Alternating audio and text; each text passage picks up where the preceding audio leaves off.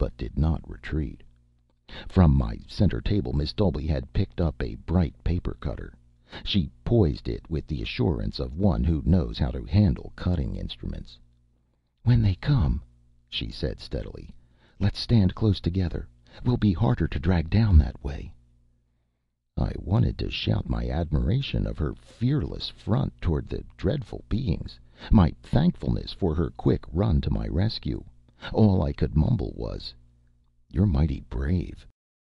She turned for a moment to look at the picture above my dying fire. My eyes followed hers.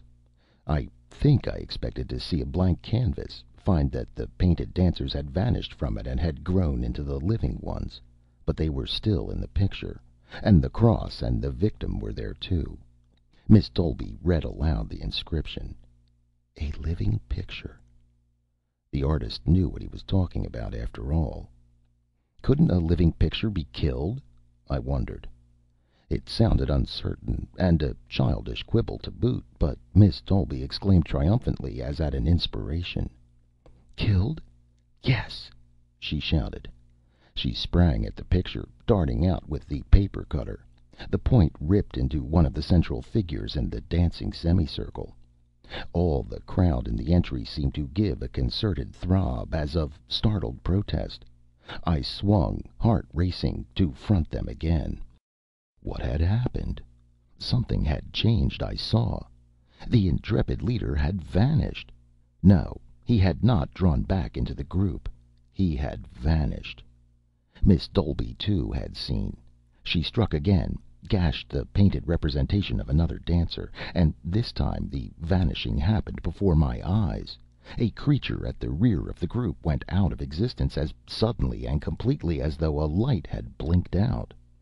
The others, driven by their danger, rushed. I met them, feet planted.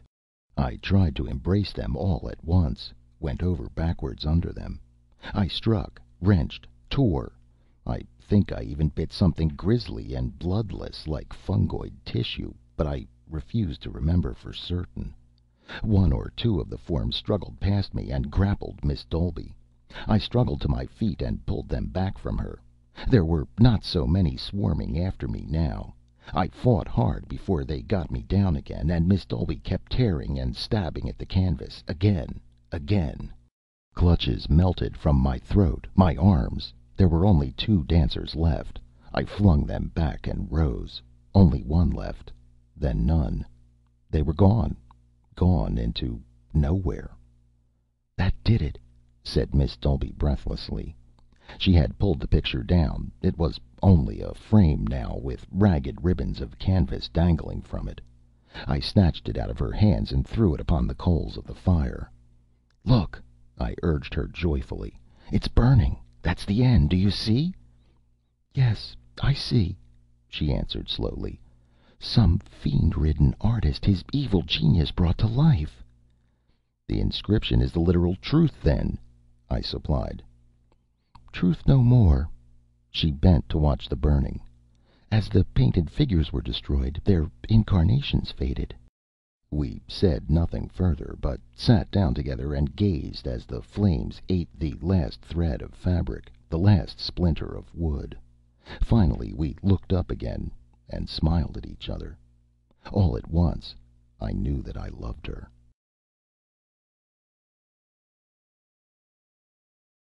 End of The Golgotha Dancers by Manly Wade Wellman.